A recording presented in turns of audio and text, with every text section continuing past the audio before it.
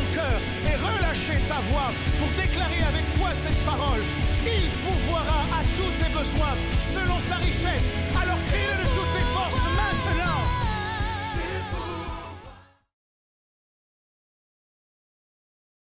Je vous propose ce matin d'aborder le thème suivant. Cette destruction n'est pas ta conclusion. C'est une parole que je veux prophétique pour quelqu'un en ce lieu qui est confronté à une quelconque forme de destruction. Voyez-vous, nous sommes beaux et belles dans la présence du Seigneur. Mais pour beaucoup d'entre nous, au-delà des apparences, au-delà de ce qui peut être vu, pour beaucoup d'entre nous, nous faisons face à des formes différentes de destruction. Il y a parmi nous des gens qui sont complètement brisés, complètement détruits par la vie, par les circonstances malencontreuses de la vie. Mais la destruction dans la Bible est aussi et souvent le résultat de mauvais choix et de mauvaises décisions. La première fois que le genre humain a été détruit, c'était au cours de l'épisode de l'arche de Noé et du déluge. Le déluge est le résultat de ce qu'en regardant l'humanité, Dieu constate que le cœur de l'homme était mauvais depuis le commencement et que ses pensées se tournaient chaque jour vers le mal. Son objectif lorsqu'il se réveillait le matin était de courir vers de mauvaises actions. Cette iniquité si présente dans le cœur de l'homme a justifié la première destruction. Nous parlons depuis quelque temps maintenant de Jérusalem et de ces murailles qui ont été reconstruites. Mais pourquoi ont-elles été reconstruites? Parce qu'au préalable, elles ont connu la destruction. En 589 avant notre ère, les Babyloniens sont venus complètement raser cette ville sainte. Et l'on est en droit de se demander pourquoi Dieu a permis que Jérusalem soit exposée à cette honte, à cet opprobre. Et la raison n'est pas différente de celle que je vous ai énoncée à l'instant. C'est à cause des mauvais choix des hommes et des femmes qui peuplaient cette ville. C'est à cause de leurs mauvaises décisions, c'est à cause de l'idolâtrie, c'est à cause de la révolte, c'est à cause de la rébellion que la destruction est venue sur le peuple, quand bien même il s'agissait du peuple de Dieu. Mes amis, je veux vous annoncer aujourd'hui que les mauvaises décisions que nous prenons ne sont jamais sans conséquences. Les mauvais chemins que nous empruntons ne sont jamais sans conséquences. Ils portent en eux les germes de la destruction. Lorsque vous commencez à marcher sur le chemin de la révolte, sur le chemin de l'opposition, soyez convaincus que vous êtes en train de vous engager sur un chemin qui a pour finalité la destruction. Jérusalem a connu la destruction, c'est vrai. Comme beaucoup de nos vies ont connu ou connaissent la destruction. Si vous avez déjà espéré fortement dans un projet qui finalement n'a pas abouti, il vous est peut-être arrivé de vous sentir complètement détruit. Si vous avez rêvé signer un contrat qui finalement s'est dérobé sous vos yeux, il est possible que vous vous soyez retrouvé profondément brisé. Les sourires de façade n'y changent rien. Au plus profond de votre cœur, il y a une frustration, une déception qui vous empêche d'espérer encore dans cette vie. Quand une relation dans laquelle vous vous êtes pleinement investi se termine dans la déception, il est difficile de ne pas sentir le goût amer de la destruction. Mais est-ce une fatalité quand on est confronté à la destruction? Doit-on seulement se lamenter, pleurer et se résigner en pensant à nos succès passés, en pensant à nos relations passées, en pensant à notre vie qui a changé? À tous ceux et celles qui ont été détruits, je veux dire que cette destruction n'est pas votre conclusion. Que la destruction que vous avez connue ou que vous connaissez n'est pas une fatalité. et que les choses sont sur le point de radicalement changer. L'histoire de Néhémie doit nous remplir d'espoir. Ce livre qui commence à faire état d'une destruction se poursuit dans une reconstruction qui débouche sur une inauguration. Qu'il en soit ainsi pour la vie d'un homme et d'une femme dans cette maison. Je veux croire que la destruction que tu as connue va faire suite à une reconstruction, va donner lieu à une reconstruction. Et qu'à la fin de l'histoire, il y aura une célébration en l'honneur de Dieu pour ce qu'il aura accompli dans ta vie. Les hommes ne pouvaient plus penser que Dieu ferait quelque chose de spécial te concernant. Les hommes avaient déjà enterré ton histoire. Ils avaient enterré ton destin. Mais Dieu n'a pas dit son dernier mot. Le Dieu qui écrit sur mon parchemin veille aussi sur mon chemin. Et je crois qu'il n'a pas dit son dernier mot te concernant.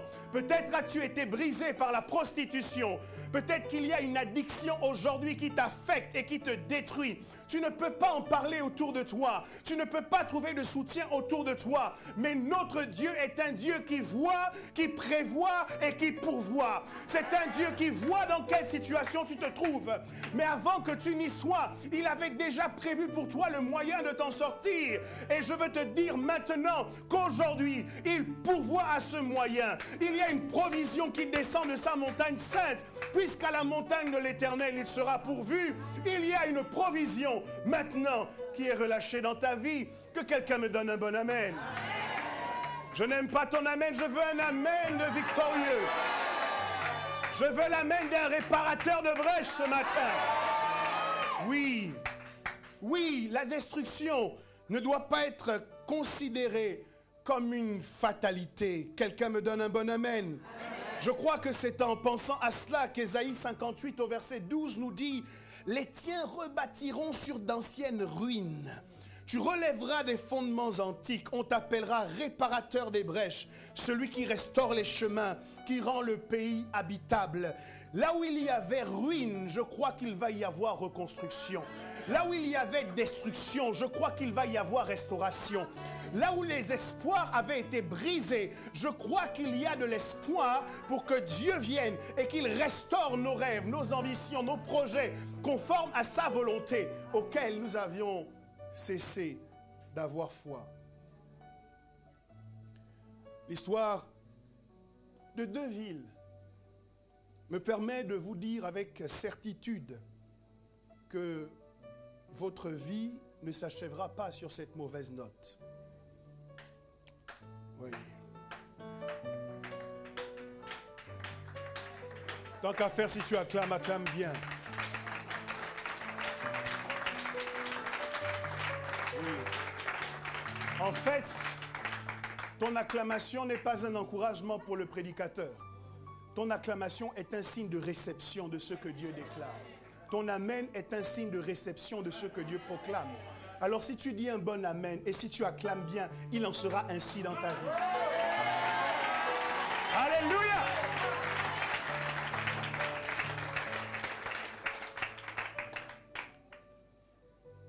Comme Jérusalem, comme les murailles de Jérusalem, beaucoup de vies sont exposées à la désolation, à la moquerie.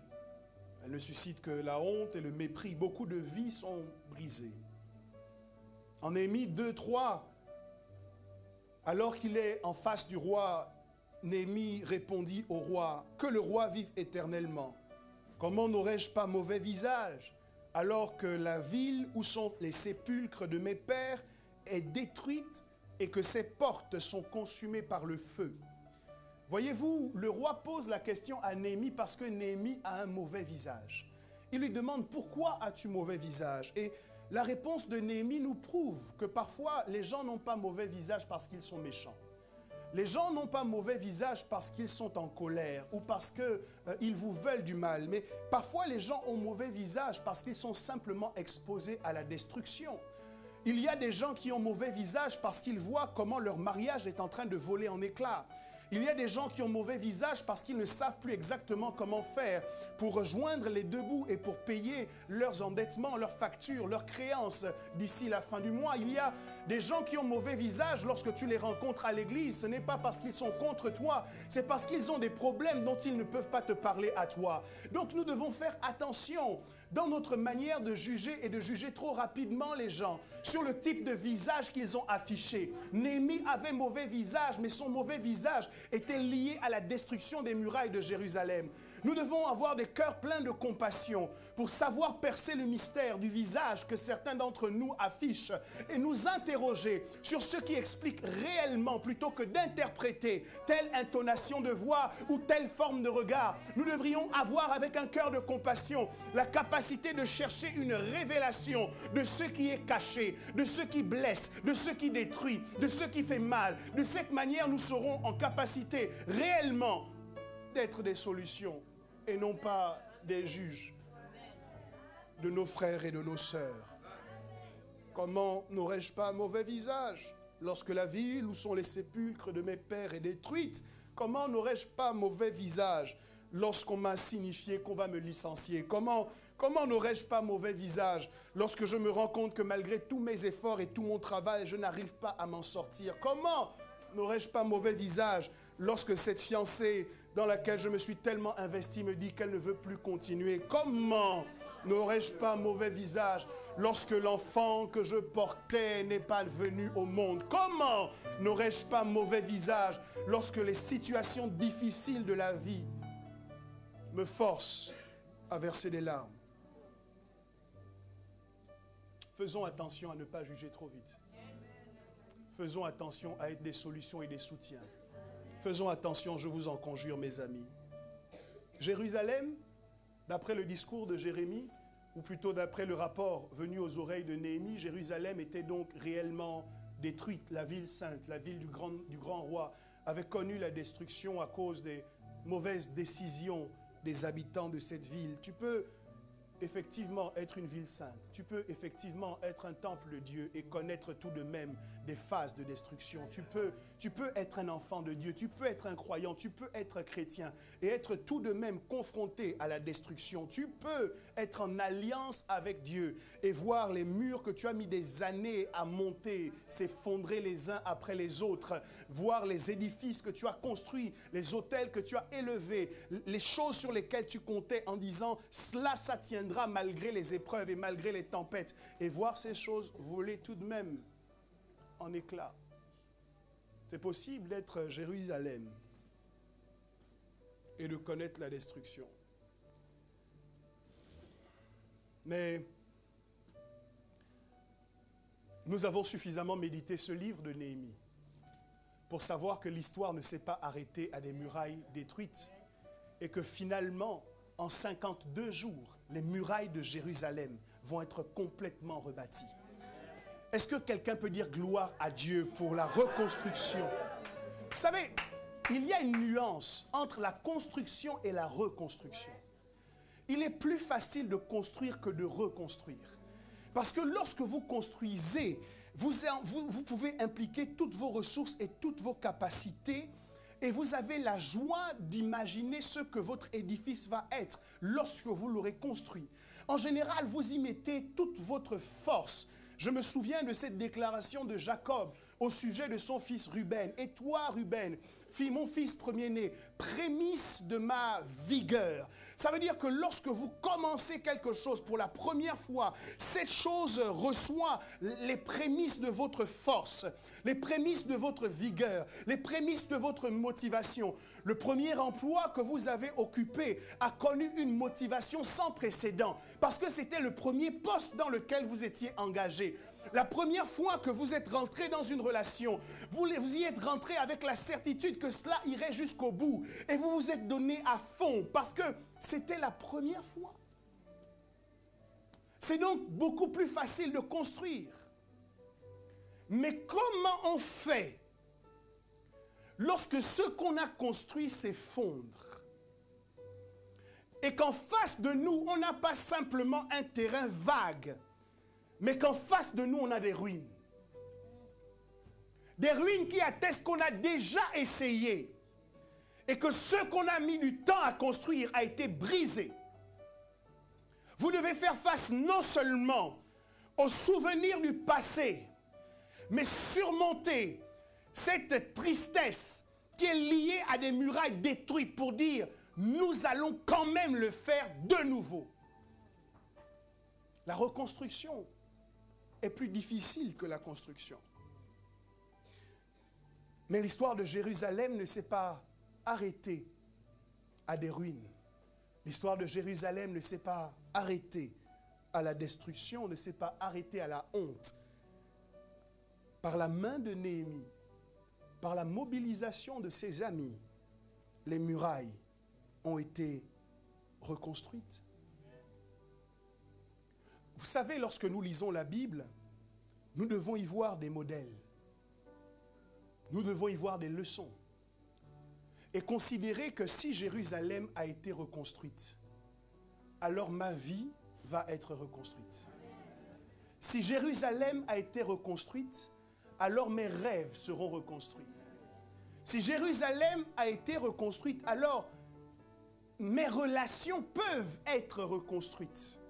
Je ne suis pas obligé de constater le gâchis. Je ne suis pas obligé de me résigner au gâchis. Mais je peux me lever en disant, cette relation-là peut être reconstruite. De la même manière que les murailles de Jérusalem l'ont été, alors il y a de l'espoir pour que moi aussi je le sois. Il y a de l'espoir pour ma vie de prière, afin qu'elle soit reconstruite. Il y a de l'espoir pour mon intimité avec Dieu, afin qu'elle soit reconstruite. Non, je n'ai pas pour seul destin de pleurer sur le passé en disant quand je me suis converti, je priais beaucoup. Quand je me suis converti, je jeûnais beaucoup. Même si cela a été affecté, atomisé par le diable, il y a encore de l'espoir aujourd'hui pour que tu deviennes l'homme de prière que tu as été jadis, sinon plus encore, puisque la gloire de la seconde maison sera supérieure à la gloire de la première maison. Je vois une vie de prière plus grande que la vie de prière que tu as perdue. Quelqu'un ne m'entend pas ce matin. Je vois une relation avec Dieu encore plus forte, plus intime que celle que tu as perdue. Je vois une onction d'adoration encore plus grande que celle que tu as le sentiment d'avoir perdue. Je vois une rosée fraîche qui vient pour arroser ta terre afin que tu produises des fruits que jusqu'ici tu n'avais pas encore produits. Tu n'as pas encore tout vu, tu n'as pas encore tout fait. Et le Dieu que nous servons t'étonnera de ton propre succès. Tu n'es pas obligé de te résigner à la destruction. Tu n'es pas obligé de te dire c'est fini. Tu n'es pas obligé de te dire c'est terminé. Mon meilleur temps de christianisme est derrière moi. Mes meilleures années de christianisme sont derrière moi. Oh, je me souviens quand j'avais des rêves. Oh, je me souviens quand j'avais des visions. Oh, je me souviens quand Dieu me parlait et me disait ce qui allait arriver. Dieu n'a pas fini de parler. L'épître de Paul aux Hébreux nous dit, autrefois Dieu a parlé par des prophètes, mais maintenant Dieu nous parle par le Fils. Maintenant même, aujourd'hui même, présentement, il continue de nous parler. Alors les paroles que tu n'as pas entendues, les choses que tu n'entends plus, tu peux les réentendre encore aujourd'hui. Les yeux qui ont été fermés peuvent être réouverts. Les oreilles qui sont bouchées peuvent être réouvertes. La parole qui ne proclamait plus les oracles de Dieu peut de nouveau être embrasée par le feu du Seigneur afin de libérer le ainsi dit l'Éternel. Il y a de l'espoir. Dis à ton voisin, ce n'est pas fini. Ton christianisme n'est pas arrivé à péremption. Oui, il n'y a pas de date de péremption sur les chrétiens. Il n'y a pas de date de péremption sur le zèle des chrétiens. Le zèle qui s'est perdu peut être ravivé. Le feu qui s'est éteint peut être rallumé. Les murailles qui ont été détruites peuvent être reconstruites. Cette destruction n'est pas ta conclusion. Quelqu'un peut dire cette destruction n'est pas ma conclusion. Ce qui a été détruit sera reconstruit au nom de Jésus-Christ. Mais peut-être me direz-vous concernant Jérusalem qu'il s'agit d'un cas particulier. Jérusalem étant la ville du grand roi Elle a dû bénéficier d'un traitement de faveur, mais qui suis-je moi? Je ne m'appelle pas Jérusalem. Qui suis-je moi? Je ne suis pas le pasteur. Qui suis-je moi? Je ne suis pas celui-ci. Je ne suis pas le leader vocal. Je ne suis pas un musicien. Qui suis-je moi? Je ne suis pas un responsable. Mais qui suis-je pour espérer que moi aussi j'expérimente la reconstruction qui a été le partage de Jérusalem? Et c'est là que je veux vous parler d'une deuxième ville qui elle aussi a été détruite mais qui ne s'appelait pas Jérusalem. Souvenez-vous que lorsque les enfants d'Israël sont en mouvement pour aller vers Canaan, il y a une forteresse qui se dresse fièrement devant eux. Cette forteresse est la ville de Jéricho. Jéricho fait opposition à la progression des enfants d'Israël. Et par miracle, parce que ceux qui s'opposent au plan de Dieu sont nécessairement détruits. Par miracle et par mobilisation angélique, les murailles de Jéricho vont tomber. Les forteresses de Jéricho vont tomber. La ville a été complètement détruite, complètement rasée. Jéricho aussi a été détruite. Pour aller plus loin dans mon propos, je veux même vous affirmer que après avoir été détruite, Jéricho a été maudite. Après la destruction en Josué 6, 26, on a cette déclaration. Ce fut alors que Josué jura en disant: maudit soit devant l'Éternel l'homme qui se lèvera pour rebâtir cette ville de Jéricho. Il en jettera les fondements au prix de son premier-né et il en posera les portes au prix de son plus jeune fils. La situation géographique de la ville de Jéricho était idéale. C'est d'ailleurs pour cette raison qu'elle avait été érigée.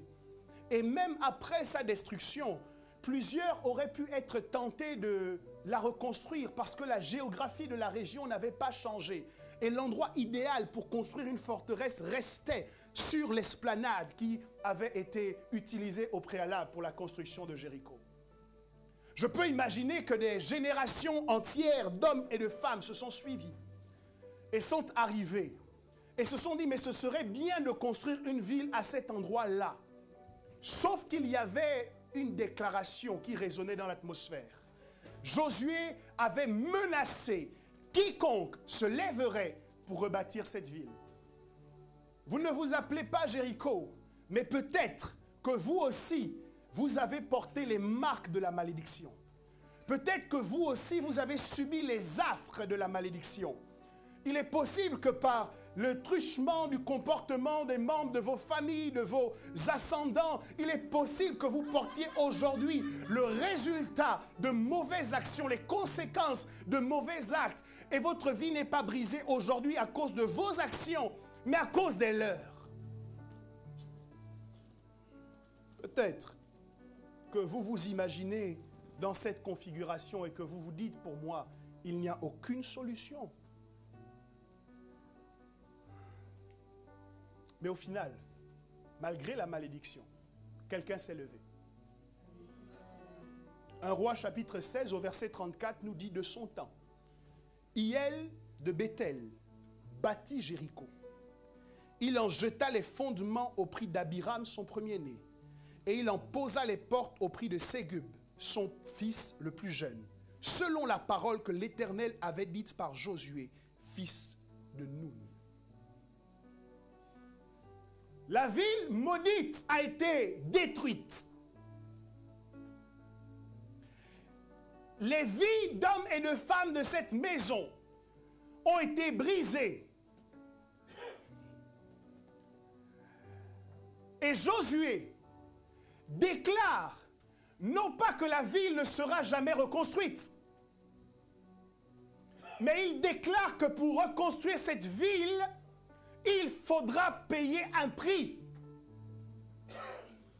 Quel est le prix annoncé par Josué pour la reconstruction de Jéricho? Josué dit, celui qui rebâtira cette ville payera le prix fort. Il jettera les fondements au prix de la vie de son fils aîné. Et il terminera la construction au prix de la vie de son dernier fils. Je comprends donc que pour rebâtir une ville, que dis-je, une vie maudite, il faut payer le prix en donnant un fils.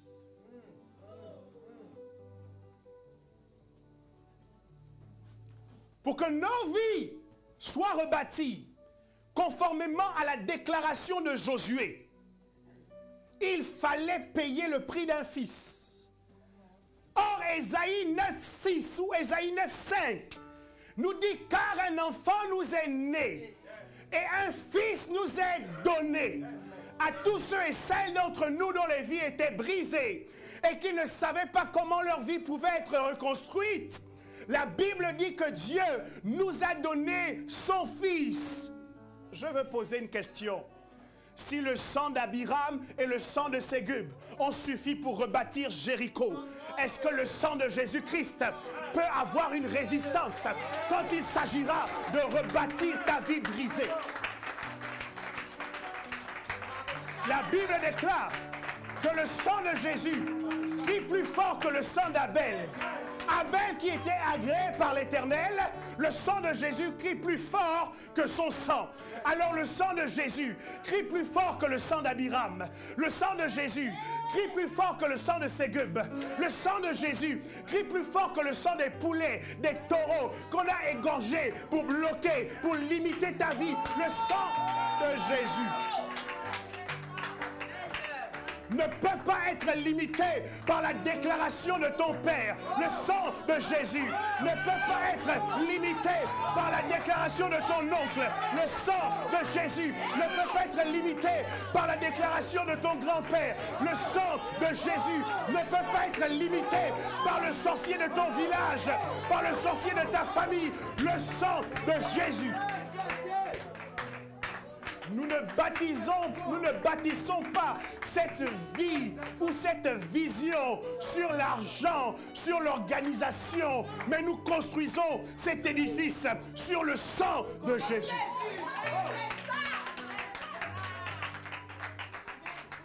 Quelle que soit la destruction à laquelle tu es confronté, mon frère, ma soeur, le sang de Jésus est suffisant pour amorcer la reconstruction.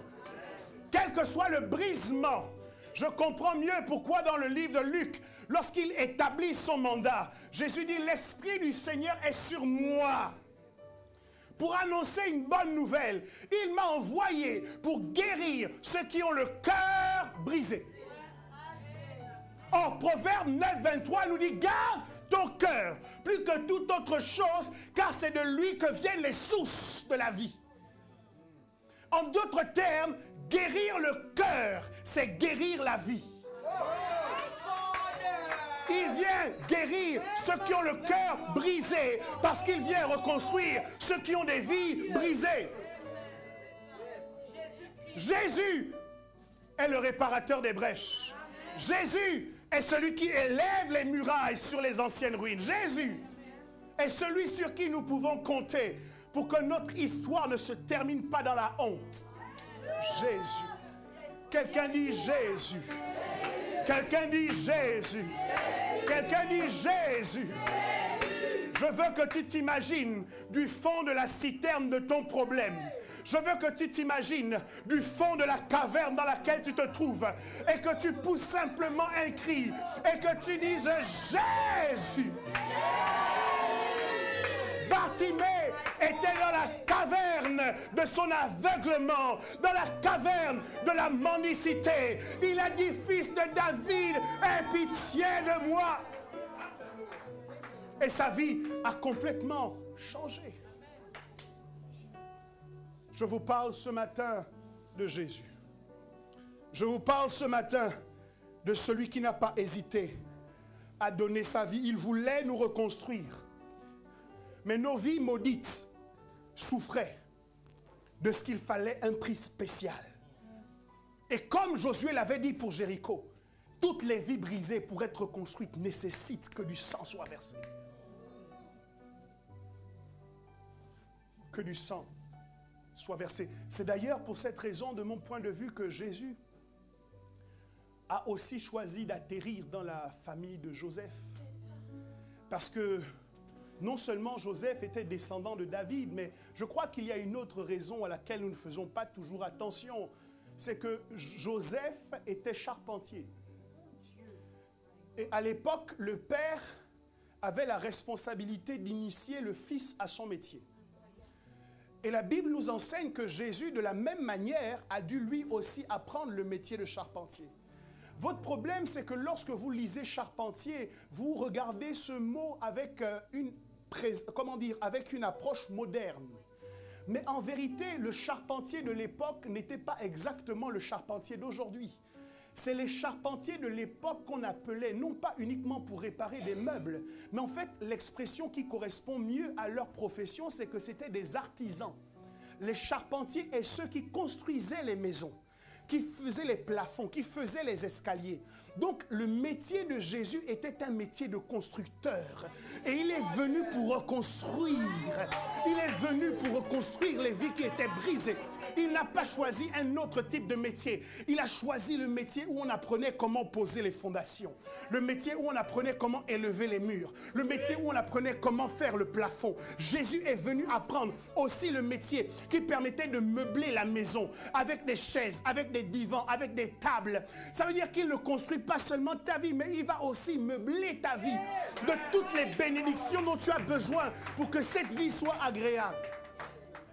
Jésus est celui qui reconstruit nos vies. Ce matin, je veux dire merci à Jésus.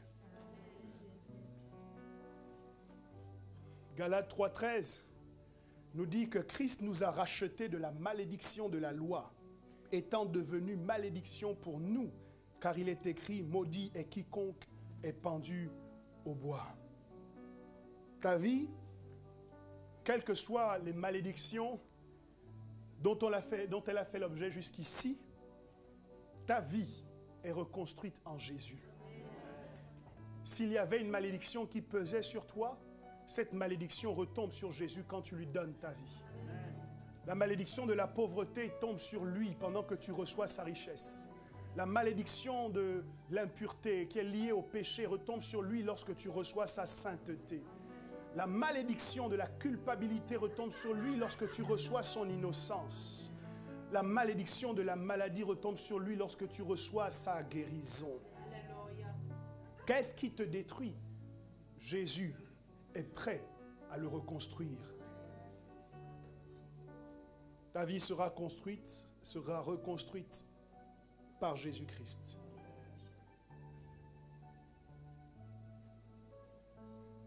Je vous parlais de Proverbe 9, c'est Proverbe 4, 23, qui dit « Garde ton cœur plus que toute autre chose ». Voyez-vous, nous sommes d'accord avec le fait que Jésus puisse reconstruire nos vies, mais de la même manière que Néhémie, malgré le mandat de Dieu, n'a pas reconstruit les murailles de Jérusalem tout seul, de la même manière, Jésus ne veut pas reconstruire nos vies tout seul. Néhémie avait le mandat du roi, il avait les lettres qui permettaient d'aller et venir, de se servir dans les réserves du roi. Mais lorsque Néhémie est arrivé, il a exposé son projet à tout le peuple. Et la Bible dit que tout le peuple s'est fortifié dans cette bonne résolution de participer à la reconstruction des murailles. Nous avons Jésus, mais qu'est-ce qui nous empêche d'expérimenter cette reconstruction? C'est souvent que nous supposons que Jésus doit faire tout seul. Néhémie n'a pas fait tout seul.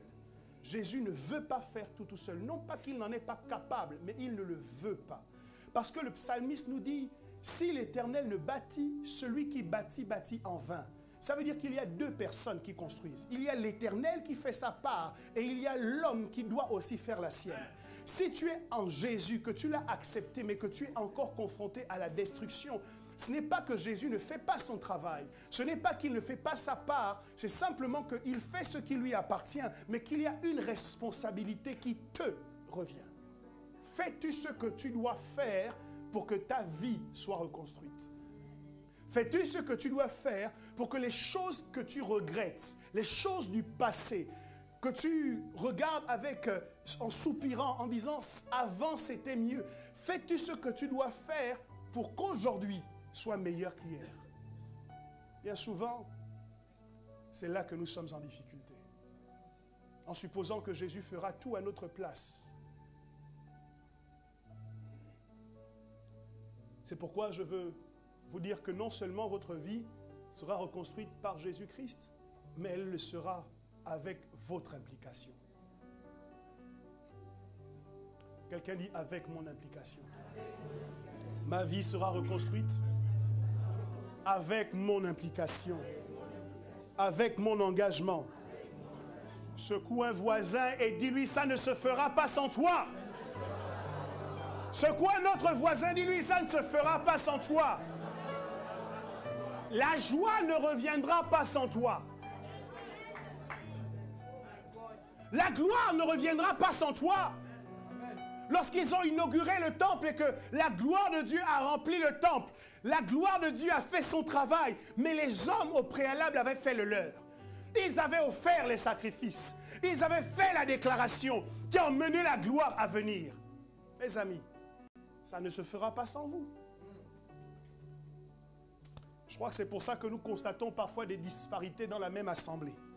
Parce que tout le monde n'a pas le même niveau d'engagement. N'avez-vous pas vu que dans le livre de Néhémie, la reconstruction s'est faite par groupe? Il y a des gens qui se sont occupés de tel domaine, d'autres se sont occupés de tel domaine. Parfois, on vous dit que certains ont réparé devant leur maison.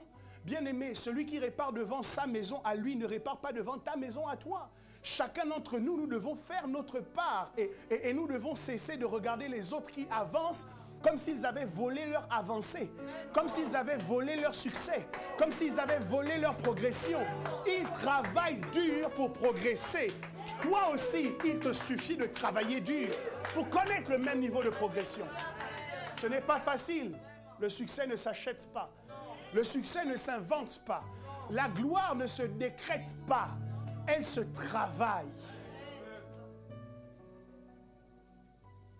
Parfois, des gens qui vous regardent dans le ministère et qui disent « Oh, mais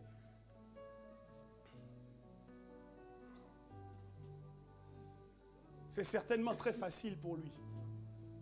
C'est certainement très simple pour lui. » Parce que la seule chose qu'il voit du ministère, c'est lorsque vous êtes sur l'estrade en train de prêcher.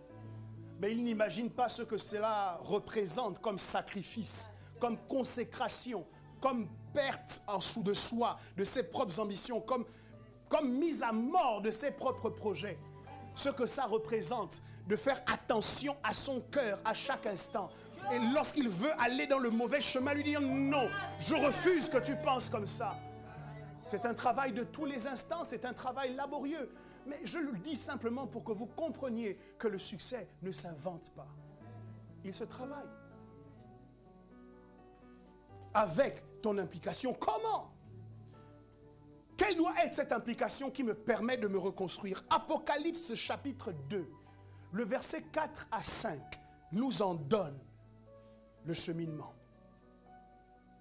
Il parle à cette église en lui disant, mais ce que j'ai contre toi, c'est que tu as abandonné ton premier amour. Étape 1.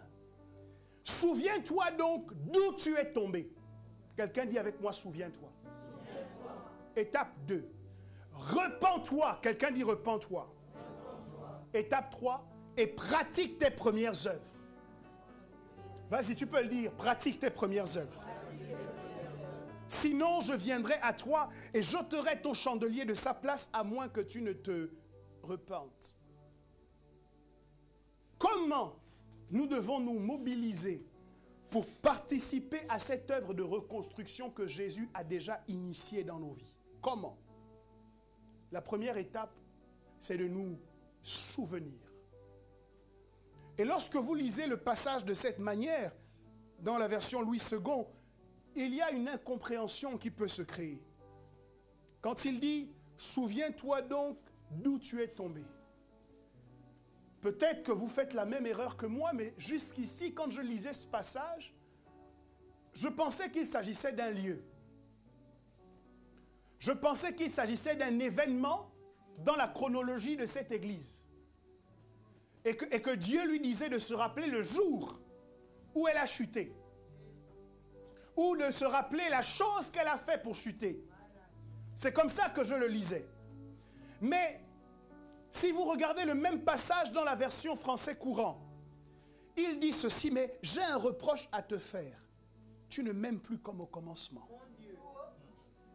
Et il dit, de quelle hauteur tu es tombé? Ne te souviens pas du jour où tu es tombé. Ne te souviens pas de l'acte que tu as posé pour tomber, mais souviens-toi de l'endroit où tu étais avant de tomber. C'est ça que ça veut dire. Souviens-toi d'où tu es tombé. Jésus peut faire une prière à Dieu parce qu'il n'a pas oublié. Il fait cette prière.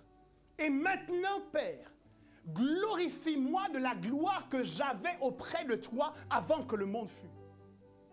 Pourquoi il peut demander ça? Parce que malgré son passage sur la terre, Jésus n'a jamais oublié qu'il vient de la gloire. Vous savez ce qui nous perd? C'est que nous oublions.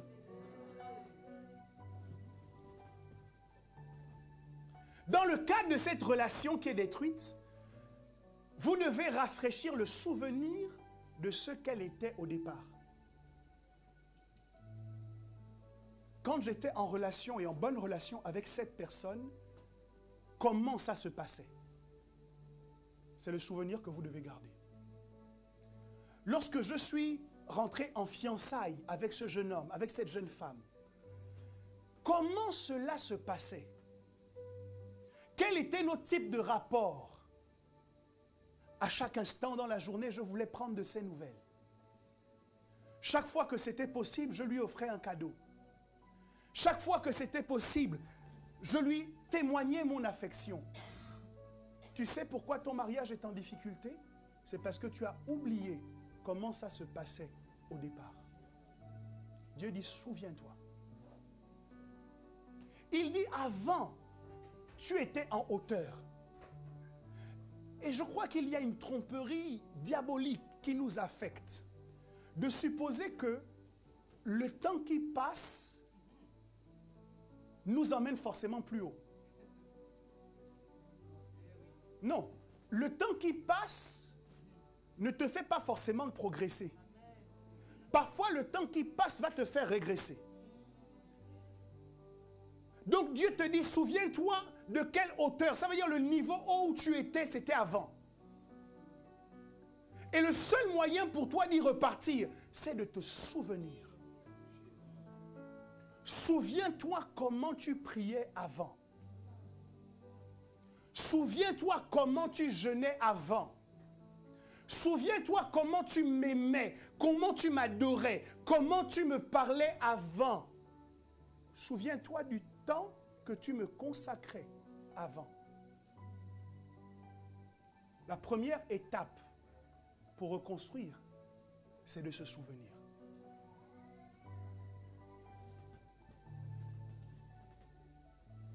C'est uniquement parce que vous vous serez souvenu que vous pourrez dresser un comparatif réel entre ce qui était et ce qui est. Pourquoi? Parce que certains changements sont si subtils qu'on ne se rend pas compte au fur et à mesure qu'on a changé. On avance dans la vie et on s'est éloigné de Dieu, mais on pense qu'on est toujours près de lui. Pourquoi? Parce que le souvenir qui est dans notre mémoire, c'était hier. Et comme le changement est infime, chaque jour un petit pas, chaque jour un tout petit peu, nous ne nous apercevons pas.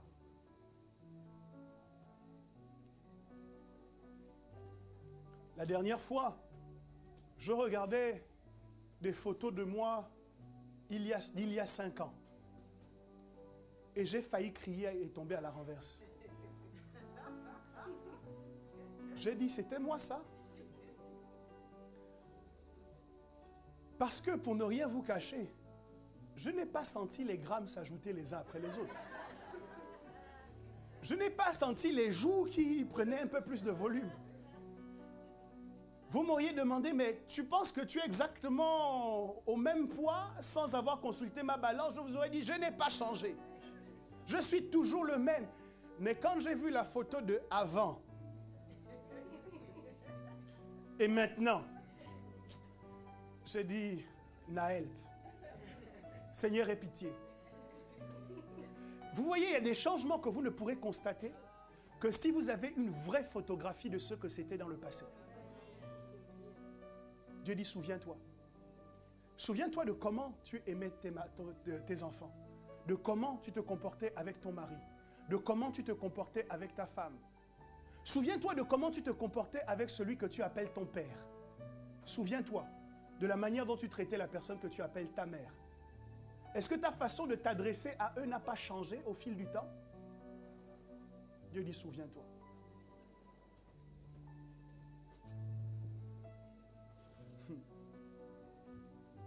De quelle hauteur tu es tombé? Et chaque fois, peut-être que c'est une raison pour laquelle nous ne voulons pas nous souvenir. Parce que chaque fois que nous nous souvenons, nous sommes profondément tristes. Je crois que ce qui a justifié la tristesse de Néhémie, c'est que dans ses souvenirs, il imaginait, il se rappelait de ce qu'était Jérusalem, de la magnificence de Jérusalem. Il avait une photographie de l'avant et une photographie du maintenant. Et ça fait mal lorsqu'on est honnête avec soi-même et qu'on se rend compte qu'il y a un changement parfois que l'on n'a pas piloté, qui s'est imposé à nous au fil du temps. Parfois, on l'a détecté un peu, mais on n'a pas réagi. Et on a laissé le mal se faire. Il y a cette question que Dieu pose à l'homme dans le jardin d'Éden, qui ressemble à une accusation, mais qui m'a rempli de joie.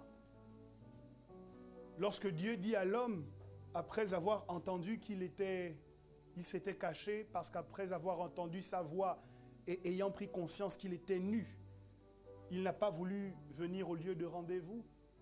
Quand il fait ce rapport à Dieu, Dieu lui répond, « Qu'as-tu fait?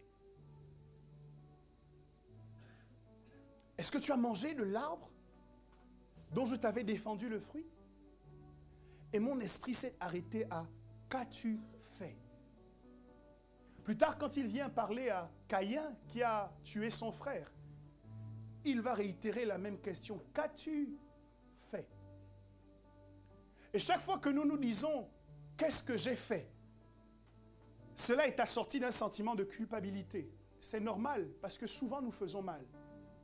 Pas toujours, mais souvent. Qu'est-ce qui me réjouit dans cette phrase? C'est que si tu l'as fait, alors tu peux le défaire.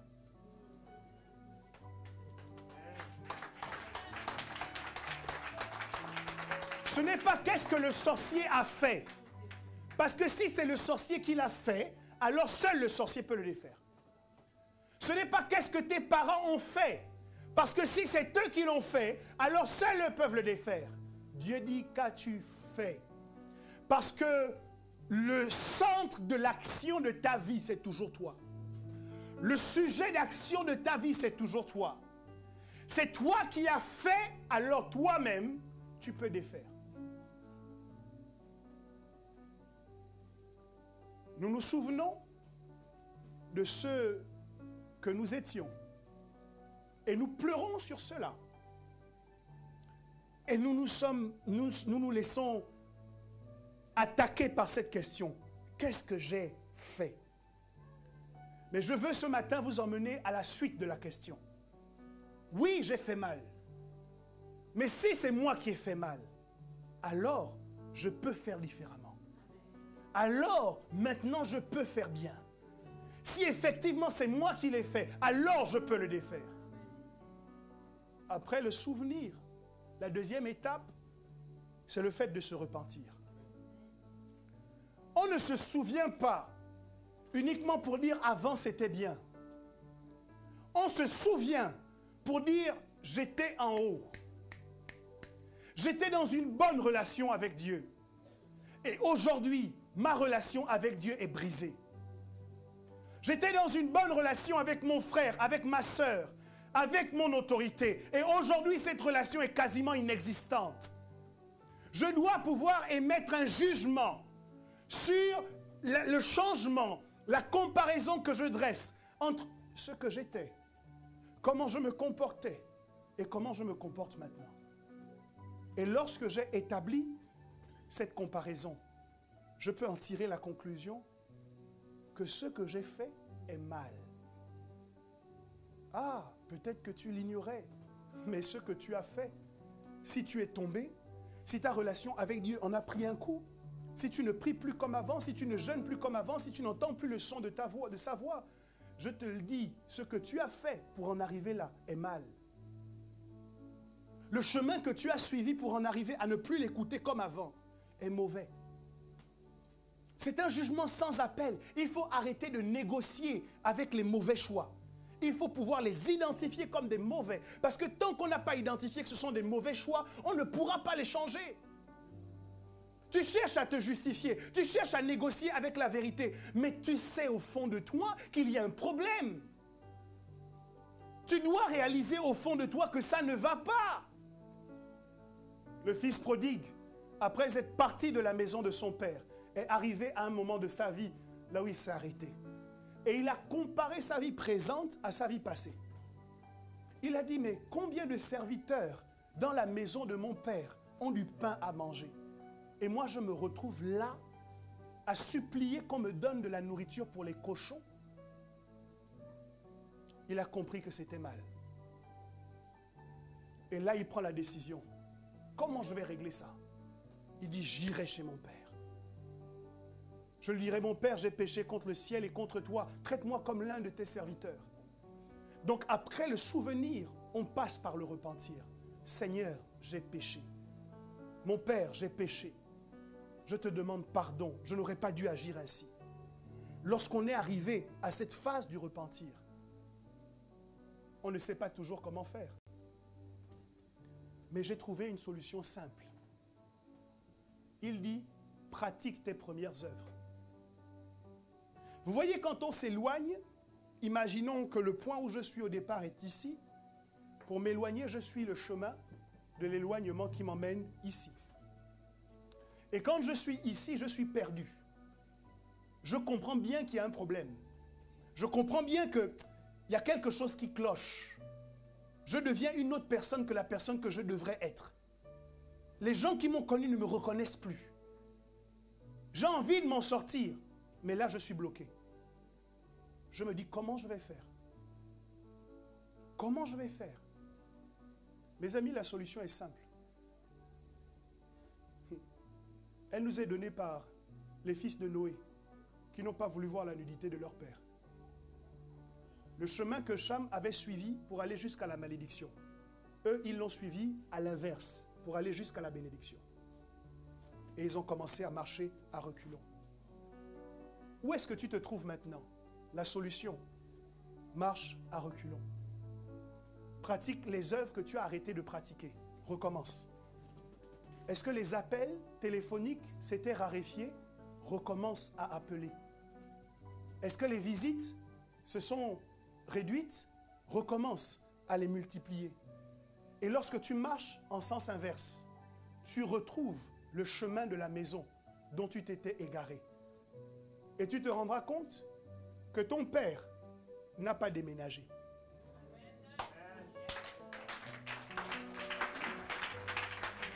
Oui. De la même manière que Dieu est venu rencontrer Adam à leur lieu de rencontre, de la même manière, il nous attend toujours. C'est pour ça qu'il dit à cette église, pratique tes premières œuvres. Le problème, c'est que tu as arrêté de pratiquer tes premières œuvres. Tu as commencé à te dire, bon, avant je priais 1 heure. Aujourd'hui, je vais prier 5 minutes. Tu as fait ça 1 semaine et tu as vu que rien n'a changé. Tu te dis, c'est bon. Je vais descendre à 2 minutes. 2 semaines, tu as vu que rien n'a changé. Et puis depuis plusieurs mois, maintenant, tu ne pries plus. Et tu es bloqué. Tu te dis, comment je vais faire? La solution est simple. Refais ton planning de prière et remets 1 heure de prière. et bats-toi pour tenir cette heure de prière. Quand tu vas pratiquer tes premières œuvres, tu vas te retrouver à nouveau à la position que tu occupais, sinon plus encore, avant de t'éloigner. C'est ce que tu as fait. C'est ce que tu as fait qui t'a emmené là où tu es. Alors c'est ce que tu vas faire qui va te ramener d'où tu viens.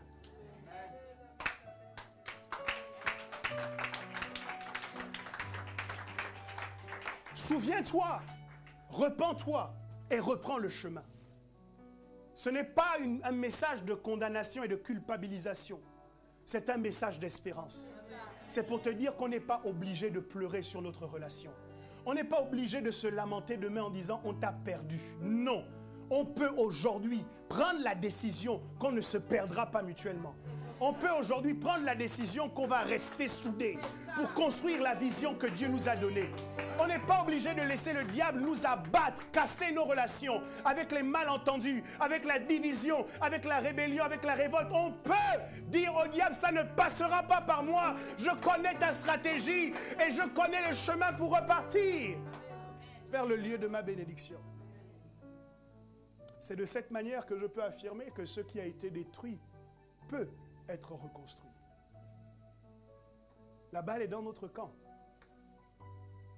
Que ce soit dans le cadre de notre relation avec Dieu ou dans notre relation avec les autres, il y a quelque chose que nous avons fait que nous pouvons défaire. Alors certes, lorsque cela implique quelqu'un d'autre, il est possible que vous fassiez ce que vous avez à faire et que la personne en face de vous ne vous restaure pas. Que la personne en face de vous ne vous accepte pas. Je crois que c'est l'une des manières que nous avons d'identifier un vrai père, puisque le père du fils prodigue, lorsque son enfant revient à lui, le prend dans ses bras. Lorsque nous revenons à Dieu, il nous repositionne automatiquement. Mais vous avez parfois des frères, des sœurs ou des personnes en autorité qui attendent votre retour pour vous flageller. Quel manque d'amour! Moi, je pense que nous devons prendre exemple et avoir dans notre idée l'image du Père que Dieu est. Il n'attend pas que nous revenions à lui pour nous frapper. Il attend que nous revenions à lui pour nous restaurer, pour nous repositionner. Alors, tu n'as plus de raison de rester éloigné.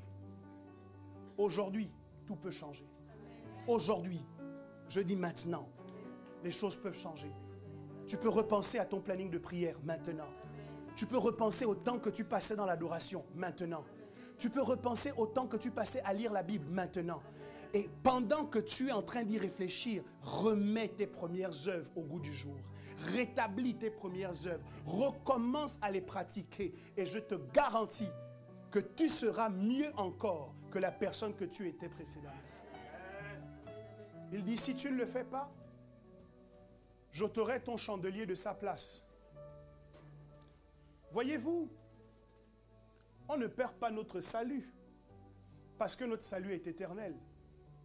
Il ne dit pas à cette église, je te disqualifierai et j'enlèverai ton nom du livre de la vie. Non.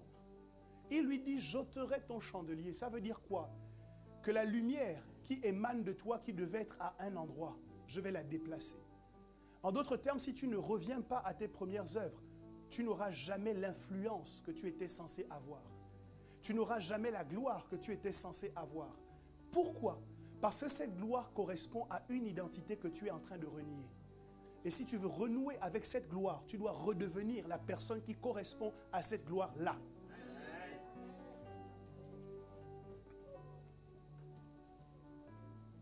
Vous pouvez le faire. Moi, je crois en vous. Je crois en Dieu, en vous. Je crois que celui qui vous a appelé continuera et achèvera cette bonne œuvre qu'il a commencée par le passé. Et si même Jéricho s'est reconstruite, alors il n'y a pas de relation au milieu de nous qui ne puisse pas l'être. Il n'y a pas de situation financière qui ne puisse pas l'être. Il n'y a pas de carrière professionnelle qui ne puisse pas l'être. Il n'y a pas de fatalité. Je vois un univers de possibilités. Tenons-nous sur nos deux pieds maintenant et prenons la décision de la reconstruction. Si c'est de mauvaises décisions qui ont conduit à la destruction, alors de bonnes résolutions conduiront à la construction, à la reconstruction. Providence, Providence, une fois d'avant.